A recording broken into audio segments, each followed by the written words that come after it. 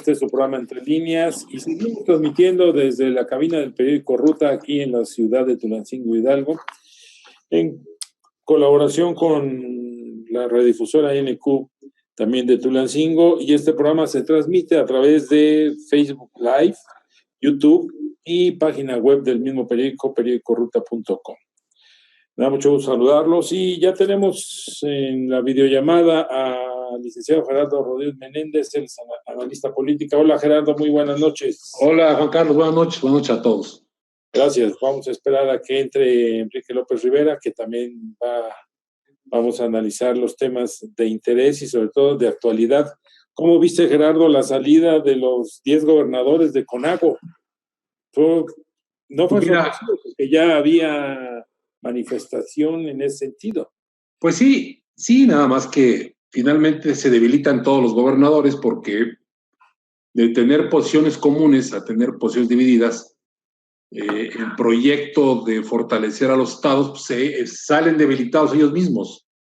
Yo creo que al interior de la CONAGO debieron haber creado una corriente importante que buscara conciliar posiciones con las de ellos o buscar que se fueran posicionando cada vez más hacia las posturas.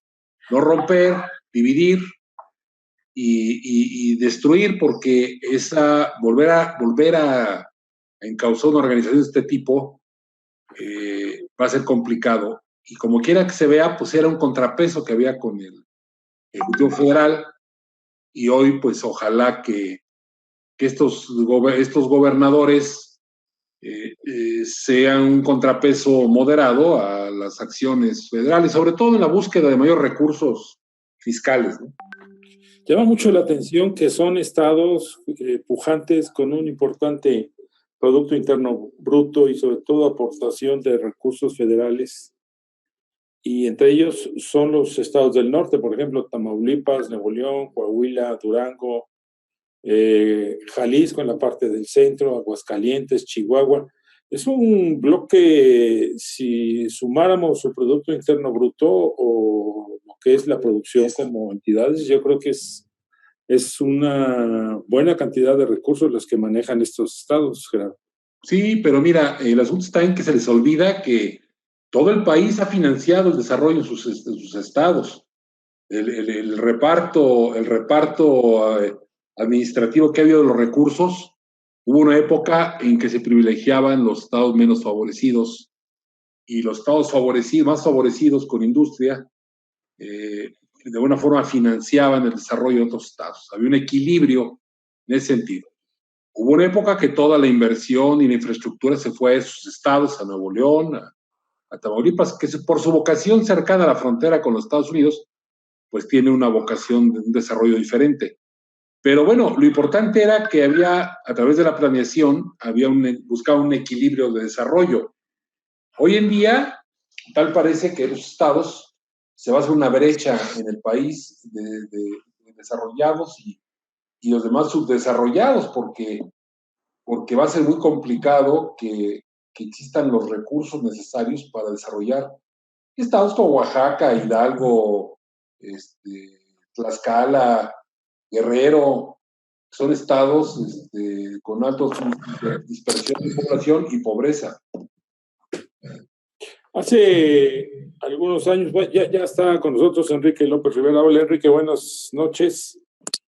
¿Qué tal, Juan Carlos, compañeros? Buenas noches. Me jugó una mala jugada la tecnología, pero aquí estoy como siempre con mucho gusto.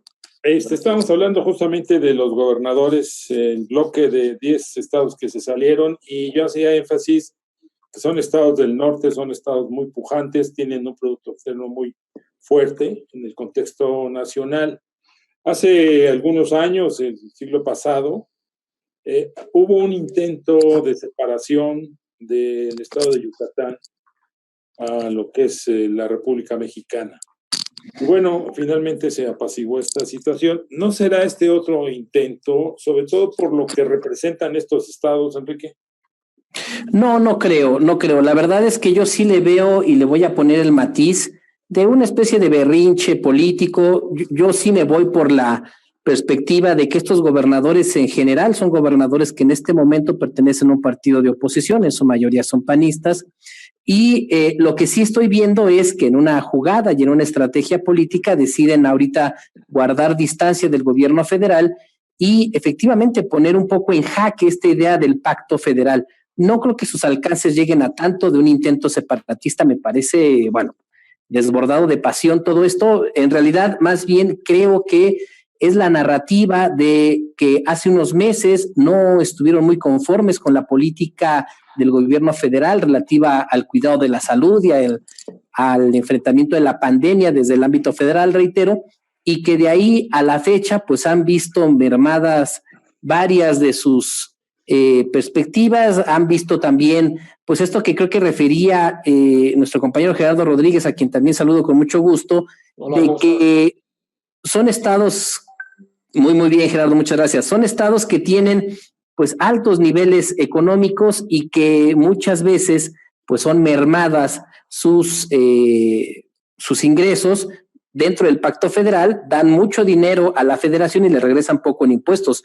Yo creo que es levantar la voz, mostrar un poquito de inconformidad, pero para que se salgan del pacto federal a mí me parece difícil.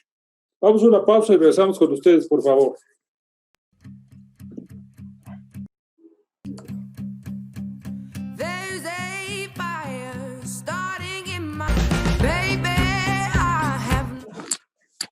Gracias, ya regresamos a Entre Líneas. Estamos hablando sobre el tema de los gobernadores que formaron un bloque para salirse justamente de la CONAGO. Esta conferencia de gobernadores nació en el sexenio de Vicente Fox. En aquel entonces había mayoría de gobernadores emanados del Partido Revolucionario Institucional. Sí. Era un presidente emanado del PAN. Sin embargo, el bloque de gobernadores fue tan fuerte que obligó a Vicente Fox a mirar hacia los estados y empezaron a fluir los recursos, sobre todo en los famosos ramos del 23, del ramo. Había muchos ramos para enviar los recursos. Tan solo un dato, entre el 2001 al 2018 pasaron el ramo 23, que es el más importante, que va directamente a los municipios y a los estados, pasó de 30,000 millones a 150,000 millones, o sea, sí es un dineral lo que se reparte, pero bueno, insistimos, es muy significativo que sean los estados donde hay un Producto Interno Bruto muy alto y no reciben el mismo trato en cuanto a los beneficios fiscales. Gerardo. Pero mira, el asunto está en que cuando el PRI gobernaba, había un equilibrio, había una Secretaría de Planeación y había un equilibrio. El ingreso que se recibía en bruto se repartía de acuerdo al índice de pobreza y al desarrollo a través del desarrollo regional. Con la llegada del PAN, el PAN privilegiaba a los centros humanos de acuerdo al número de habitantes, porque su presencia estaba más en las zonas urbanas, densamente pobladas. Y entonces las políticas del PAN, los recursos iban a esos lugares específicamente. Aquí el problema es que si ellos logran empujar alguna presión para que fluyan mayores recursos de carácter fiscal, pues la cobija es la misma y van a descobijar a estados como Guerrero, como Hidalgo, como Oaxaca, que necesitamos los recursos para desarrollarnos en las comunidades. Somos estados muy dispersos, necesitamos llevar progreso a esas comunidades. Entonces, sí, es muy... y en Hidalgo el 96% dependemos de las participaciones federales en nuestro gasto. Entonces, yo creo que el gobierno federal sí debe hacer una política social que permita equilibrar los ingresos de acuerdo al índice de pobreza de los estados, pues para que haya verdadera justicia social, porque es muy cómodo decir que se quieran los recursos que yo genero aquí, yo los administro, yo te mando lo que necesites, y el resto del país quedaría en la marginación, porque el desarrollo no ha sido parejo, sí ha sido empujado hacia esas grandes urbes. Pero lo mismo pasa con los estados donde se produce petróleo, Veracruz, Campeche, Tabasco. No les regresa, porque además de dejarles un desastre en cuanto a contaminación, no les regresan recursos a la par de la riqueza petrolera que sacan, Enrique. Efectivamente, fíjate que yo recuerdo una anécdota que contaba Aguilar Camín y decía que la verdadera política en este país se hace en la Secretaría de Hacienda, no en la Secretaría de Gobernación, y tenía que ver justamente con los recursos, porque como bien refieren ustedes, pues en la medida en que la voluntad del presidente, que el criterio político, que la estrategia, pues le va dando más y le va quitando a otros estados, pues ahí se va generando justamente una visión primeramente de corto plazo y después pues estratégica, porque sabemos perfectamente que nuestros políticos piensan más en la próxima elección que en la próxima generación. Todos estos a mí me parece que obedecen en buena medida a criterios de política y de política electoral en particular, ¿no? No es raro que los propios gobernadores ahorita amaguen a unos días, un día, 2 días de que venga, de que se inicie ya el proceso electoral del 2021, y creo que, bueno, pues es una especie de jugar a las vencidas con el gobierno federal. Pero nos llama la atención que son gobernadores, unos independientes, otros del PAN, otros del PRI, otros del Movimiento Ciudadano, no son ya etiquetados de un solo partido. Y aquí englobamos a un paquete muy importante de distintas ideologías. Pero todos tienen recursos importantes propios. Pero, por ejemplo, los del norte sí, ¿eh? Los del norte, a través de los impuestos locales, yo creo que sí son estados pujantes, ¿no? Estamos hablando de Tamaulipas, estamos hablando de Chihuahua, estamos hablando del lado del centro, Jalisco. Son estados con ciertos recursos, limitados, pero sí tienen.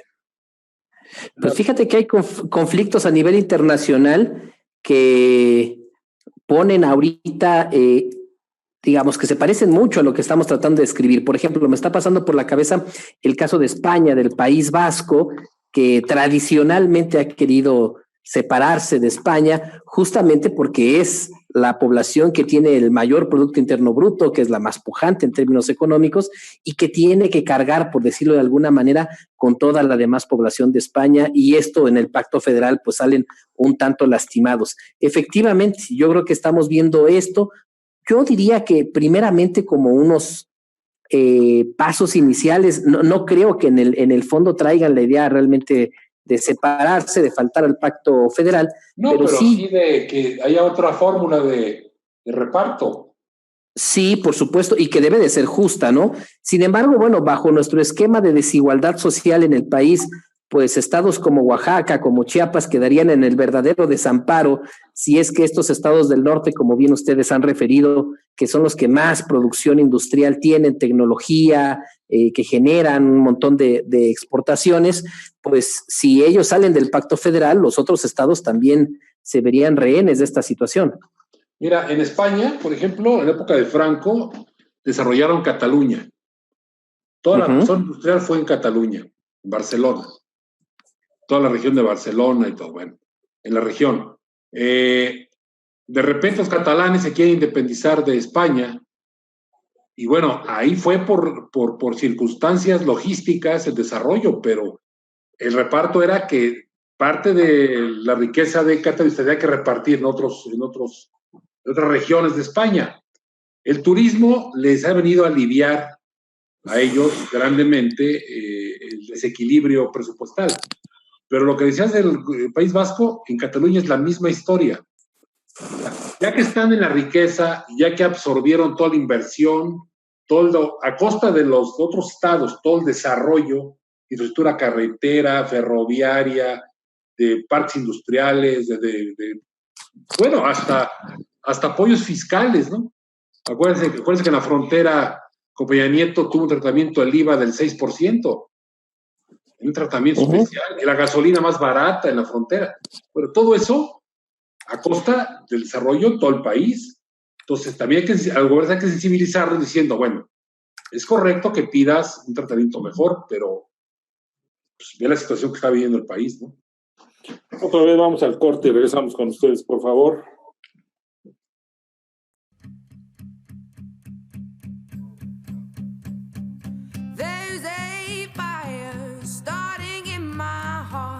Reaching a fever pitch and it's bringing me out the dark. Finally, I can see you crystal clear. Gracias. Seguimos en Entre Líneas. Está Gerardo Rodríguez Menéndez y Enrique López. Estamos hablando de esta acta de defunción, de lo que prácticamente queda de CONAGO. 10 gobernadores se salen de esta conferencia. Y hay 5 más que son del ala del PAN, que aunque no se salieron, siguen en la CONAGO, pero están con un pie afuera. Entre ellos es el gobernador de Querétaro, el de Quintana Roo, el de Baja California, el de Yucatán. Todos ellos emanados de Acción Nacional. Si ellos se salieran, prácticamente quedarían solamente 17 mandatarios en la CONAGO y 15 por fuera. ¿Eso sí vendría a equilibrar las fuerzas, Enrique? Pues mira, no sé, la verdad es que no lo sé, pero déjame ir un pasito para atrás.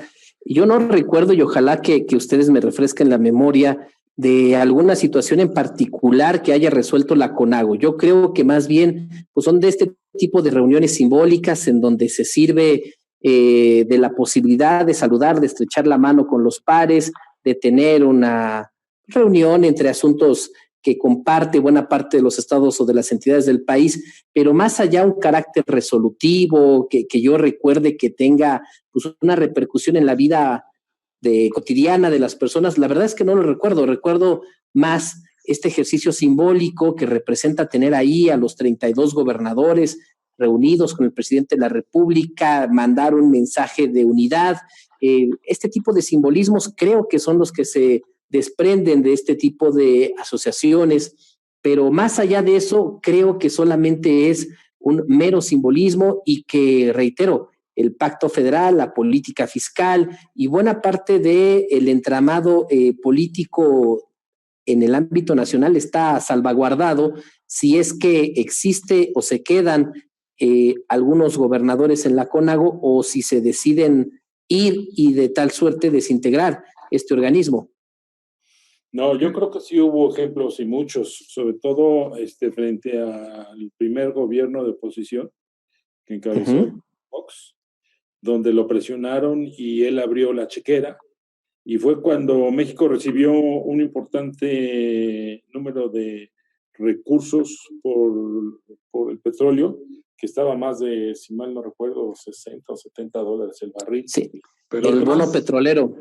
Y entonces sí hubo una distribución más equitativa de estos excedentes petroleros. Pero además... ¿Mandé? Además, Juan Carlos, el trabajo en comisión ha sido muy importante. En materia de seguridad, se han tomado acuerdos importantes de coordinación con las instancias muy ágiles. En materia financiera, con la Secretaría de Hacienda, ha habido acuerdos importantes de flujo de recursos, de adelanto de formas. Con el COVID famoso, bueno, pues tomaron acuerdos, antes de que se polemizara tanto, acuerdos importantes. Yo creo que el trabajo en comisión fue más importante. El del presidente, pues sí es, como dice Enrique, es más de la foto. Ahora, pareciera que esos gobernadores de oposición son de Morena, ¿no? Porque pues, le hacen el juego de beneficio al presidente, porque de alguna forma, pues divide y vencerás. Ojalá los gobernadores tengan sus posiciones firmes, pero que generen políticas pues, consensuadas entre todos para hacer un frente unificado y pensar en pues el beneficio de todos, ¿no? Porque pues yo creo que es un camino que no va a llegar muy lejos, como dice Enrique. Solos va a ser complicado. Pero a mí sí me llama mucho la atención que son estados pujantes. No es lo mismo que estén ahí en la disidencia, por ejemplo, Chiapas, Oaxaca,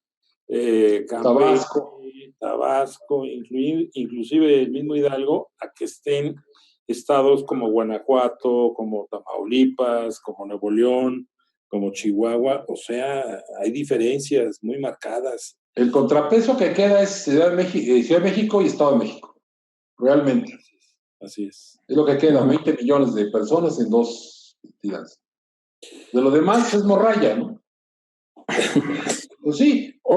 Oye, Juan Carlos, yo siguiendo tu razonamiento, entonces me queda la idea de que, bueno, lo que llama la atención en particular es que esos estados son los más importantes económicamente hablando y por tanto tendrían más peso dentro del pacto federal y entonces los otros estados, reitero, Chiapas, Oaxaca, inclusive el nuestro, el estado de Hidalgo, pues son estados que podrían pasar desapercibidos, pero entonces lo que tenemos que quedarnos en la mente es que esos estados que tienen amplios recursos y que pueden subsistir de manera independiente, son los que están poniendo el dedo en la llaga y los que podrían, presumiblemente en algún momento, romper un poco este pacto federal. ¿Ese sería el razonamiento?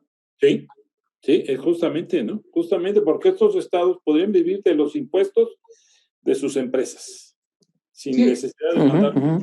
Pues entonces también sacaríamos como conclusión que el gobierno federal no empata muy bien con estos estados que son, donde tienen pues una amplia cantidad de empresarios, en donde se mueve las exportaciones, las inversiones, y más bien le empata muy bien con su discurso estos estados en donde reciben exclusivamente los recursos, que tienen amplia población indígena, que no tienen las fuentes de empleo que tienen en el norte. Entonces, pues esto agravaría tremendamente la desigualdad social en nuestro país. Claro, claro. Ahí está el problema, que habría una más amplia desigualdad en el país, porque te quiero decir que esas empresas, esos estados están desarrollados porque hubo una política del gobierno a costa de todos los demás estados para llevar infraestructura hacia ellos.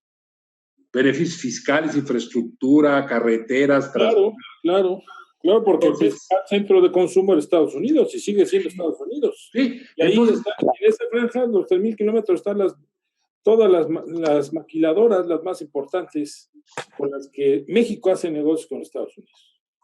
Claro.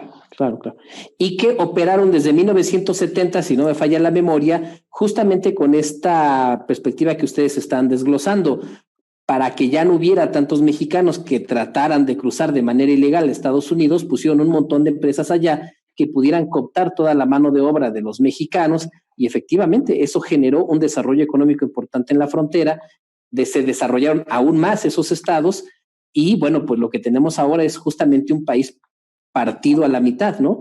Los estados del norte con las características que ya dijimos y los estados del sur. Así es de facto. Así es. Lo que no puede el gobierno es minimizar este tipo de situaciones, este tipo de conflictos. El gobierno federal no puede decir, bueno, pues es algo normal y democrático. No pasa nada, ¿no? No, sí pasa. Yo creo que sí pasa. ¿O cómo la vería? Sí, yo entiendo perfectamente que habría que dimensionarlo en su justa medida, ¿no? Yo creo que hasta ahorita, reitero mi punto, hasta ahorita yo sí veo pues una especie de manotazo en la mesa, de llamar la atención. Aquí estamos 10 gobernadores inconformes con la política económica y social del gobierno federal, pero reitero, mi punto es que llegarían hasta ahí. Yo verdaderamente veo muy difícil y muy alejado un escenario en donde estos estados buscaran separarse de la federación, porque todavía, digamos, hay muchas cuestiones que como nación nos unen, sería impensable. Pero mira, el ente indicado de contención es el Senado, que representa al Pacto Federal, los senadores. Exacto. Del Pacto Federal. Sí. Pues a lo mejor el ente de cercanía, de conciliación y de contención puede ser el Senado de la República. Es una buena posibilidad además de conciliar, unificar posturas.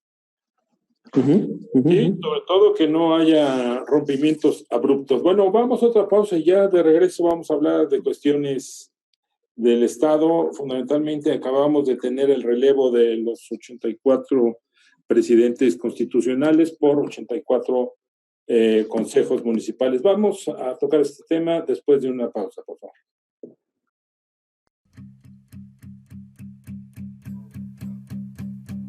There's a fire starting in my heart, reaching cause of your love, they leave me. Ya regresamos a Entre Líneas y bueno, viviendo un poco el fin de semana atípico porque hubo por un lado el relevo de las presidencias municipales en el estado, 84, y por el otro el inicio de las campañas. pero además el impasse que hubo en torno al Instituto Estatal Electoral, que no daba su beneplácito para que arrancaran estas campañas en virtud de que algunos partidos políticos de forma deliberada no habían concretado todas sus planillas. Y entonces esto se volvió una verdadera danza, además de que fue tal el cúmulo de información a revisar que el instituto no tenía esa capacidad de revisión. Pero vivimos un 5 de septiembre muy atípico, Enrique.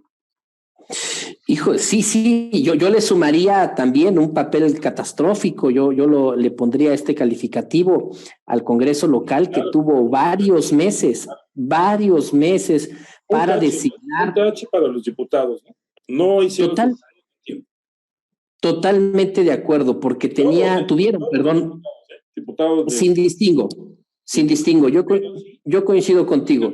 El presidente de la Comisión de Gobernación, que es priista, que resultó verdaderamente un fiasco. Sí, José Luis Mesa Silva, si no me falla la memoria. Diputados que antepusieron los intereses partidistas a su obligación de velar por los intereses del pueblo. Efectivamente, inclusive poniendo un poco en riesgo, esto es meramente anecdótico, pero bueno, queda ahí en los anales de la historia, que durante algunas horas no tuvimos autoridad municipal, vivimos en un limbo, porque efectivamente el Congreso no terminaba de elegir los consejos municipales y ya se había entregado la administración municipal actual. Entonces, pues nos quedamos verdaderamente en el limbo, una situación, reitero, meramente anecdótica, que creo que no afecta demasiado, pero el punto es que sí denota claramente y que desnuda con toda su rudeza y crudeza lo que el Congreso dejó de hacer por meses, que era mi razonamiento. Me parece deleznable, efectivamente hay que levantar muy alta la voz para decir que esos diputados de la actual legislatura, pues muchos de ellos estaban pidiendo licencia para competir en la elección constitucional, otros estaban en una dinámica, veto a saber cuál. El punto es que dejaron hasta el final la designación de los consejos municipales. Y yo abonaría un poquito más para ponerle un poco de sal y de pimienta a la discusión.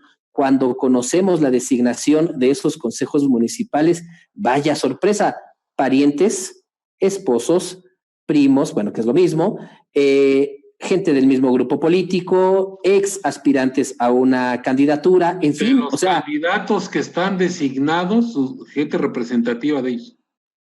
En la elección. Totalmente de acuerdo. Y ya termino. Inclusive casos en donde el síndico actual de la administración que va a salir lo estaban designando como parte del consejo municipal. Es decir, en un verdadero absurdo, el que iba a entregar es el mismo que se iba a recibir.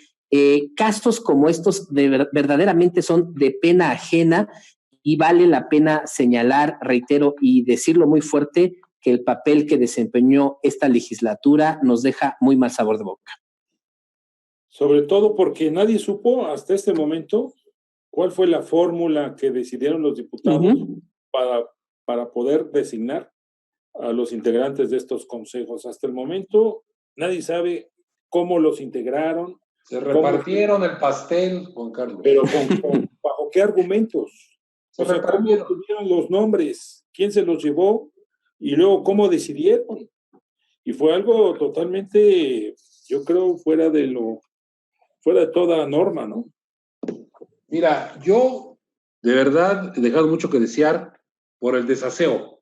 Podrían haber hecho lo mismo, pero con información, con difusión, con transparencia en la elección de los integrantes del Consejo. Se repartieron por cuotas los integrantes de los consejos. O sea, no hay consejos velando por los intereses de carácter ciudadano, de otro tipo. El compadre, el primo, la esposa, el sobrino, el regidor que estaba ahí, que lo metieron acá, caía uno, subía otro, 3 de uno, 3 de otro y 3 de otro. O sea, fueron repartos que quedó desvelado cuando fueron designados. Bueno, ya tomaron protesta. Bueno, ahora el mérito debe ser de los que fueron electos, estar a la altura de la circunstancia que han sido... No, pero no fueron electos, perdóname. Por el Congreso, fueron designados. Fueron designados por dentro. Sin embargo, por ejemplo, a ver, Tulancingo ya cambió a todos los secretarios de seguridad pública, a todo mundo. Yo espero, es un hombre que se ve que tiene experiencia porque estaba en la administración pasada como regidor. Pero bueno, debe tener cierto conocimiento de las áreas. Vaya, yo entiendo que por eso lo hace. Pero yo insisto en que las posibilidades de que incurran en delitos del ámbito electoral y del ámbito penal, en peculados y problemas de carácter laboral, es altísimo. Entonces deben tener mesura, sentarse, analizar, observar, asesorarse y tomar acciones. Van a estar 3 meses, tienen tiempo para hacer un papel decoroso, pero con mesura y con miras de altura, porque son 3 meses que pueden pasar a la historia como lo mejor o como lo peor que ha habido en el municipio. Entonces, ojalá que sea lo mejor, porque si un presidente municipal pone a un funcionario que por sus pistolas no cobre o haga lo que quiera y paraliza la economía del municipio, pues cuando reaccionemos van a pasar 3 meses de cero crecimiento. Entonces, el área de gobernación debe estar cerca de los consejos, del área de gobierno del Estado, para orientarlos, asesorarlos, en fin, para estar cerca, para que no vayan a cometer errores que nos cuesten a todos, no solamente a ellos, a todos. Efectivamente, yo no soy tan optimista. Fíjate que yo sí creo que están condenados verdaderamente a pasar desapercibidos en la historia estos consejos, porque en 3 meses no creo que tengan mucho margen de maniobra para instrumentar, para hacer, para determinar, para tomar una decisión importante. En realidad, y se escuchará muy drástico, pero sí creo que serán figuras decorativas, porque no tienen, pues reitero, mucho margen de maniobra. ¿De qué o de quiénes se pueden allegar en la administración municipal? Yo no entendería que alguien dejara un trabajo formal por irse 3 meses de aventura a un municipio y después a ver qué ocurre. Seguramente estarán llenos los consejos municipales de ahora militantes de un partido, de personas que solamente están buscando una pequeña transición y después volverse a acomodar en algún lugar. Mira, Enrique, sobran personas que quieren estar por 3 meses cobrando de la administración. Vamos a una pausa y regresamos, por favor.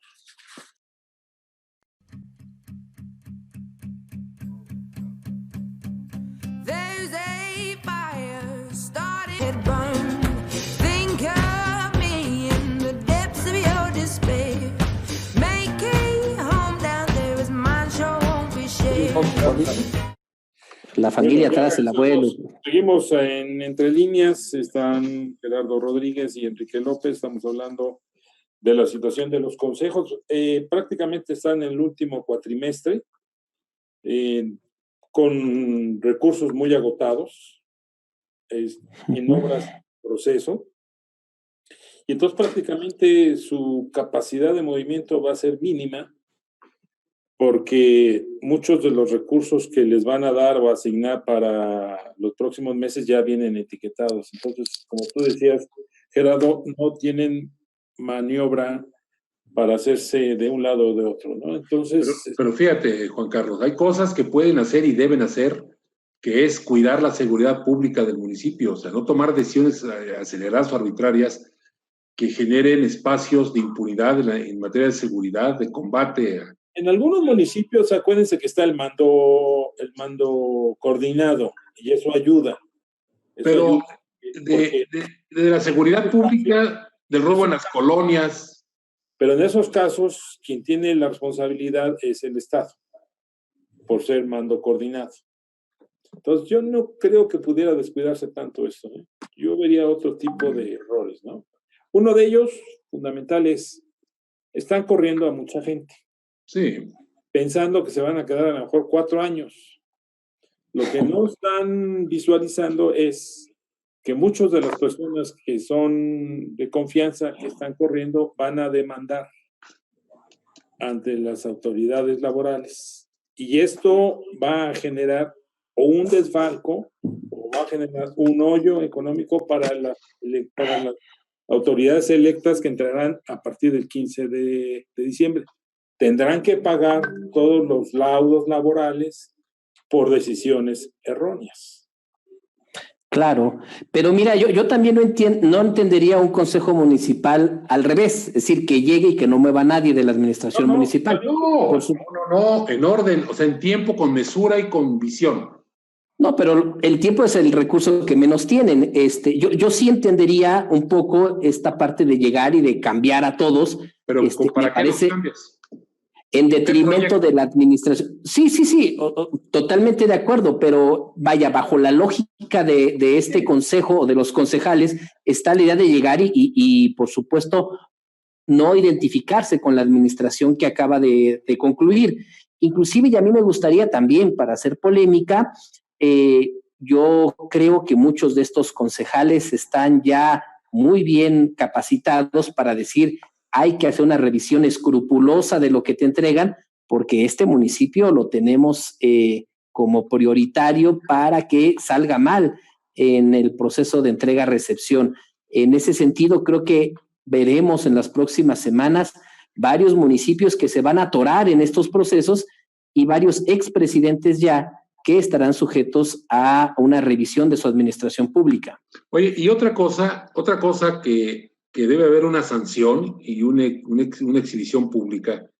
Estuve insistiendo en este programa antes de la elección de los consejos, de esa práctica de dar de alta en el sindicato a 200, 300 gentes más un mes o dos antes de salir.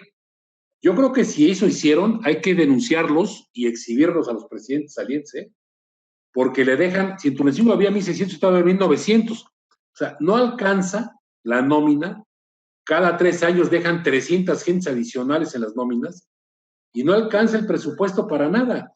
Entonces, a ver, si hay presidentes municipales que de 6 meses acá autorizaron que el sindicato incrementara 300, 400 gentes o 200 personas, hay que denunciarlos y sancionarlos, porque es un agravio directo a la visión pública municipal.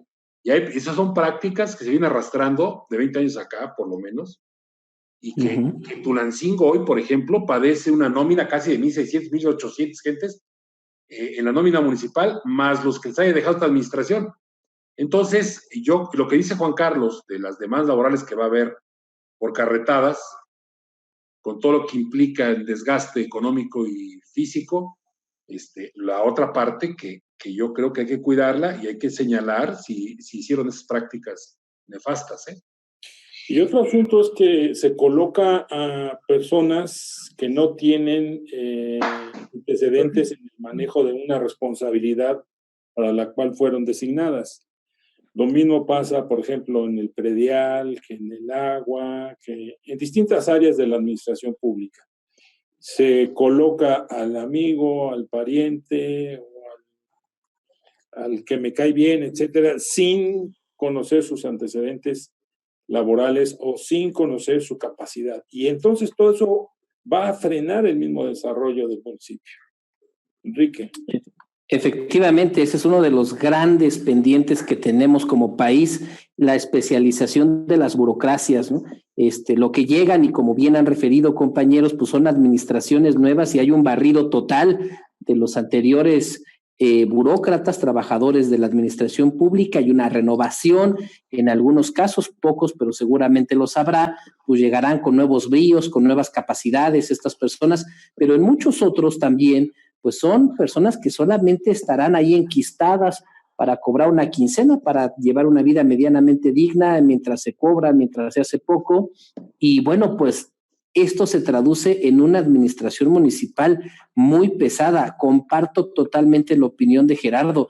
Hay municipios en donde, bueno, pues están tan engrosadas las nóminas que de verdad, por eso son tan peleadas las elecciones municipales, porque de ahí depende en buena medida el futuro económico de algunas personas. Hay municipios, lo digo de otra manera, que prácticamente son la única fuente de empleo en esas localidades, en esos municipios, así que por eso se están peleando la canasta de los huevos, porque de ahí dependen económicamente muchas familias. Y también, por supuesto, familias enquistadas y caciquiles que se han quedado con la administración municipal desde hace muchos años.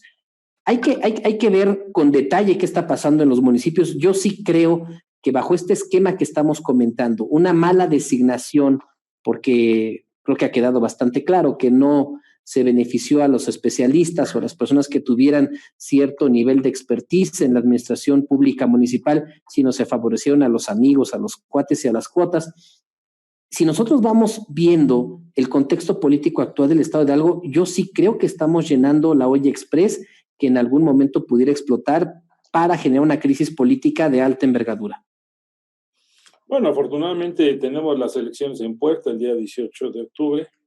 Ahí va a haber, sin lugar a dudas, el castigo para alguna administración que antecedió a los consejos municipales o para los mismos consejos, ¿no? Entonces, pues ahí la misma ciudadanía va a determinar quién ejerció una administración en términos... Sí, porque habrá gente calificada y que haga un trabajo eficiente, como en todos lados, ¿no? Habrá gente nefasta, de todo, ¿no? Claro. Pero ojalá estén tengan altura de miras para sacar el... Y para beneficio del mismo desarrollo municipal. Vamos al último corte y regresamos para las conclusiones de este programa.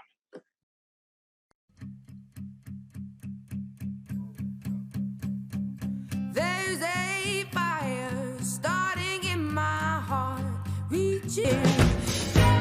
The scars of your love remind me of us. Bueno, ahora sí, ya regresamos. Hidalgo ha vivido este año una situación atípica desde que comenzó la pandemia, la suspensión de las elecciones, la conformación de los consejos municipales. Hoy, poco a poco, se está encarrilando el aspecto político, ya tenemos nuevas autoridades y las elecciones van marchando en tiempo y forma, aunque hubo todavía el sábado pasado un problema en el instituto para corroborar las planillas, pero ya el día de ayer terminó el Instituto Estatal Electoral y ya todos quienes están postulados por sus partidos ya fueron aprobados por el mismo Instituto Estatal Electoral. Vendrán seguramente cambios porque todavía se pueden hacer relevos un día antes de la elección. Yo creo que ahí no va a haber mayor problema. Ya no vendrán en la boleta, pero sí se pueden hacer cambios. Esperamos que siga así el desarrollo político del Estado en beneficio justamente del mismo desarrollo social y el mismo desarrollo económico, Enrique. Pues yo la verdad es que espero que no siga así, yo espero que siga de mejor manera. Fíjate que a manera de ejemplo, lo que tú referiste hace unos momentos fue la sesión del Instituto Estatal Electoral también, muy curiosa y sui generis, porque los partidos políticos, es increíble que a estas alturas no sepan conformar una planilla para competir en una elección municipal. Yo sé que implica cierto grado de sofisticación, pero me parece que debería de haber profesionales en todos los partidos políticos. Pero también hubo un partido que lo hizo de forma deliberada, ¿eh? Es probable, sí, por supuesto, pues finalmente lo que está en juego es el poder, entonces entiendo que aquí hay distintos malabares para poderle ganar tiempo al tiempo, pero ¿a dónde voy? Y en suma, lo que quiero decir es que nuevamente con este tipo de cosas que no podemos entender fácilmente, una sesión que tiene que empezar un día y terminar específicamente a una hora, porque hay un plazo constitucional que se tiene que cumplir, resulta que dura 4 días y que de alguna manera se para el reloj, están en la misma sesión, pero mandan a recesos, siguen deliberando. Resulta que esa misma sesión que dura 4 días, pues implica la de un solo día, el día que empezó, justo porque hay partidos que todavía hacen cambios. Inaudito, sí, ganando tiempo también, jugándole a desesperar a los otros partidos también, pues finalmente se están dentro de una estrategia política. Pero fíjate que al final queda el ciudadano y queda pues esta parte de tener ya certeza de quiénes van a ser los candidatos, de conocer a los contendientes y bueno, pues uno tiene que esperar un montón de tiempo y después quizá los juicios y las impugnaciones que vengan dentro de los institutos políticos para hacer los últimos cambios. Mira, el caso de Tulancingo fue muy singular, ¿no? Uno de los contendientes por el Partido de Acción Nacional se bajó justamente el sábado pasado y lo anunció apenas ayer lunes, ¿no? Y hoy el suplente que estaba ahí. Oye, pues yo quiero hacer un llamado a la ciudadanía para que participe en el proceso municipal, a quien sea convocado, ser integrante de mesa directiva de casilla, participe, y que participen a votar por quien quieran, pero a votar masivamente para hacer uso de esa garantía democrática, porque hay una elección, nos jugamos la designación de los alcaldes, de los ayuntamientos, y creo que tenemos que ejercer nuestro derecho y el trabajo cívico de acudir a las mesas de casilla y a ser parte del proceso, ¿no? Ojalá que la ciudadanía participe intensamente y que los candidatos tengan altura de miras también para que sea una campaña de propuestas y que sea lo mejor para el Estado y para la ciudadanía, ¿no? Que son los que deben ser motivados a ir a votar, ¿no?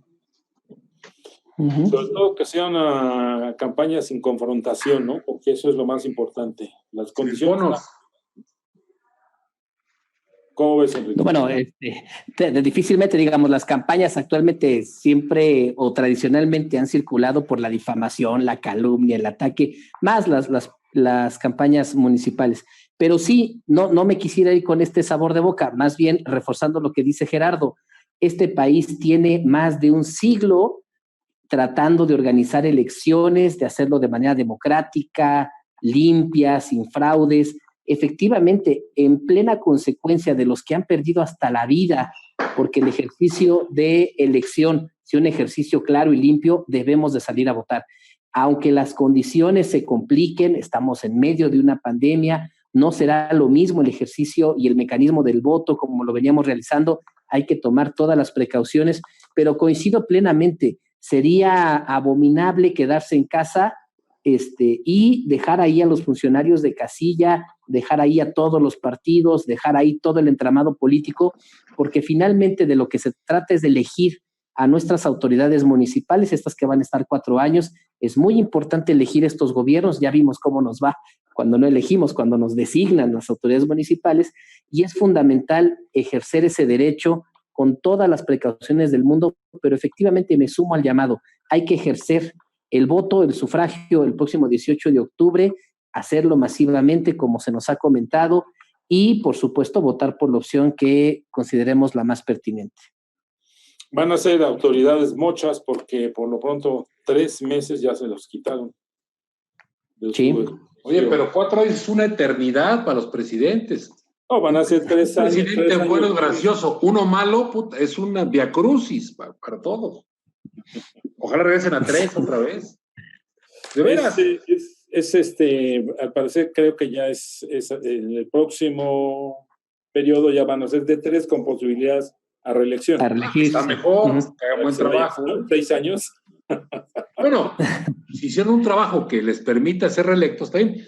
Y el tema de la rendición de cuentas, Juan Carlos. Hay que exigir que rindan cuentas las autoridades, la sociedad debe de participar a exigir rendición de cuentas. Ya no podemos permitir que pasen y hagan las ocurrencias que quieran.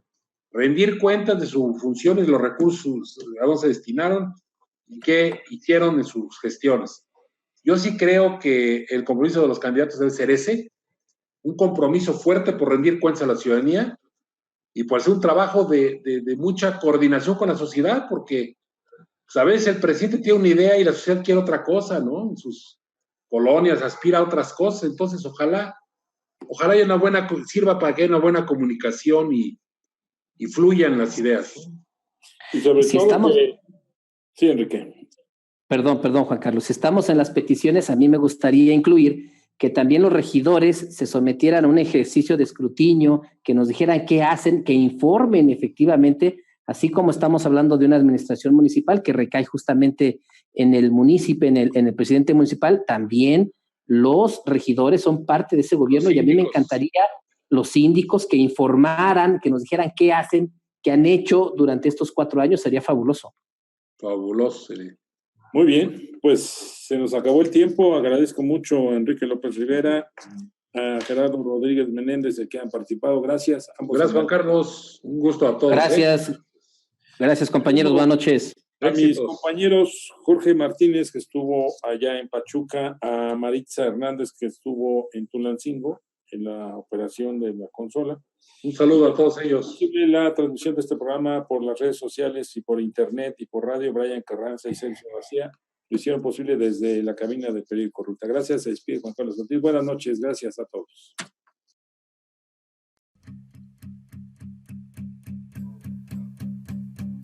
There's a fire starting in my heart, reaching a fever pitch and it's bringing me out the dark.